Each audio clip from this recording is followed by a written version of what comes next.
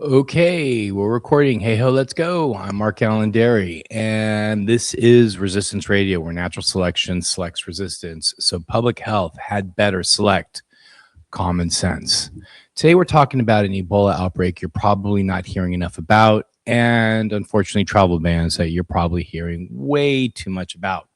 Right now, in the northeastern Democratic Republic of the Congo, also known as the DRC, and across the border into Uganda, there's an epidemic of Ebola disease caused by the Bundibugyo virus.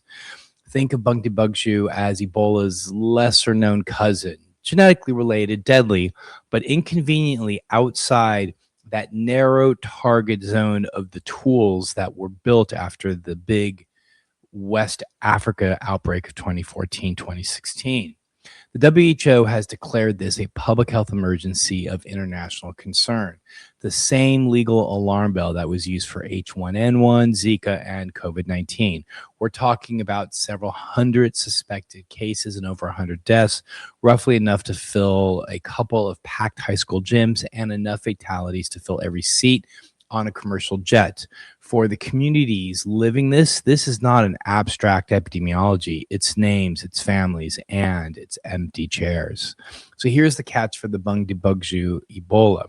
There's no licensed vaccine. There's no approved specific treatment. All the shiny tools that you heard about previously, like the Ervbeto monoclonal antibodies that changed the game in the previous Zaire strain outbreaks, like when I was in Sierra Leone, the Ervibo had not already come out, but that's where they had learned how to use it.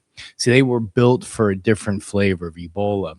For Bundibugyo, the playbook is old school. Find cases early, isolate quickly, gear up health care workers correctly, do safe but dignified burials, and bring real resources into clinics that already stretched very thin.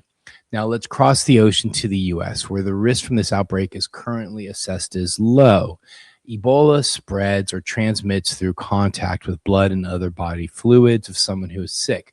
It's not floating around airport lounge like secondhand smoke. You don't get Ebola from walking past someone in the terminal or sharing a row with a asymptomatic traveler.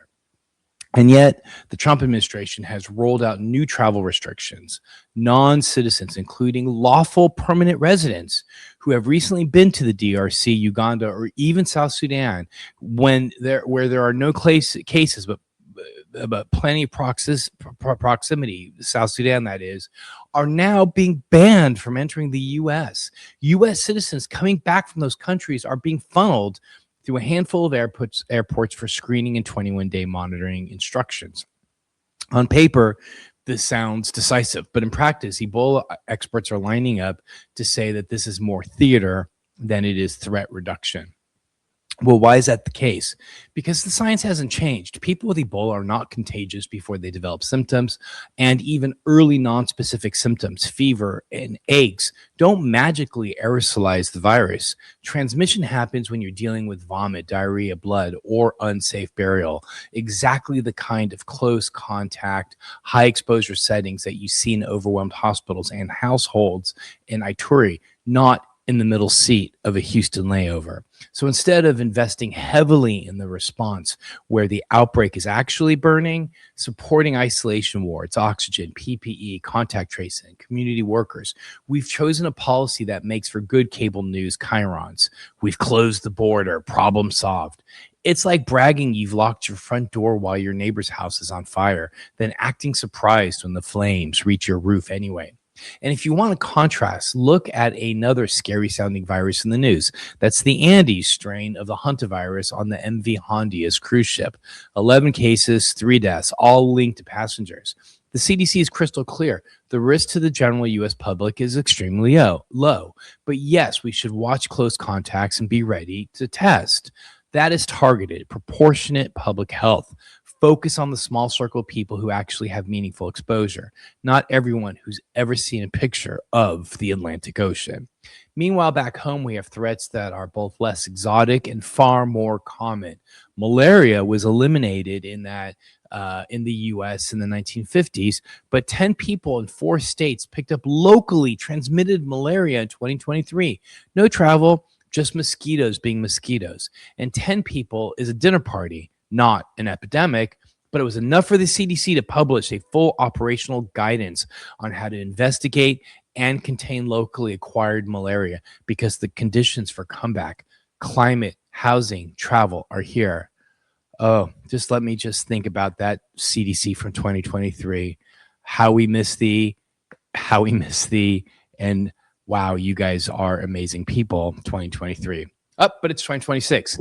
And inside our hospitals, for example, something that we hear a lot about, sepsis, which quietly kills on the order of 250,000 Americans a year, roughly the population of a mid-sized city like my city of New Orleans. There's a new AI-based early warning system that just got FDA clearance that can cut sepsis mortality by 18% when clinicians act on its alert. That's like preventing tens of thousands of deaths, the equivalent of keeping multiple jumbo jets from crashing every single month. That's not border drama. That's electronic health record plumbing and boring sounding quality improvement that actually saves lives. So here's the through line. In DRC and Uganda, people are living through the Bundibugyo Ebola outbreak with limited tools and a long history of being everybody's afterthought until a virus threatens rich countries. In the US, we're dramatizing airport screening and travel bans that experts say do little for actual risk, while in our own backyard, fights with malaria returning and sepsis quietly mowing down patients one ICU at a time. If we really cared about keeping Ebola out, we'd be pouring resources into the outbreak zone, supporting labs, protective gear, staff, and community engagement, instead of punishing people for the crime of having a Congolese passport.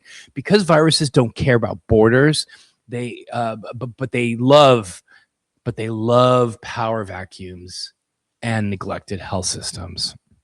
So this is Resistance Radio, where we believe if natural selection selects resistance, then good policy should select solidarity over spectacle. So please stay curious, stay kind, vaccinate the kids, fund the outbreak response, not just the airport theater. And remember, the scariest pathogens are the ones we let politics handle instead of public health. Thank you for tuning in. I'm Mark Allen Derry.